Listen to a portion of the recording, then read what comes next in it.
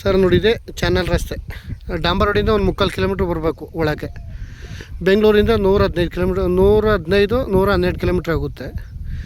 ಇಲ್ಲಿ ನೋಡಿ, ಇದು ಚಾನಲ್ ನೀರು, ಯಾವಾಗಲೂ ನೀರು ಹೋಗ್ತಾ ಇರ್ತದೆ, ಏನು ತೊಂದರೆ ಇಲ್ಲ. ಏತ ನೀರಾವರಿಯವರು ಮಾಡಿದ್ದಾರೆ ನೋಡಿ. ಈ ಕಡೆನೂ ಕೆಳಗಡೆ ಜಮೀನವರೆಗೂ ರೋಡು, ಈ ಕಡೆ ಹೋಗೋಕ್ಕೂ ರೋಡು ನೋಡಿ. ಇದೇ ಚಾನಲ್ ರೋಡು, ಇದೇ ಜಾಗ 28 ಗುಂಟೆ ಜಾಗ. ಇದು ಚಿಕ್ಕದಾಗಿ ಫಾರ್ಮ್ ಹೌಸ್ ಮಾಡ್ಕೊಂಡವ್ರಿಗೆ ಚೆನ್ನಾಗಿದೆ.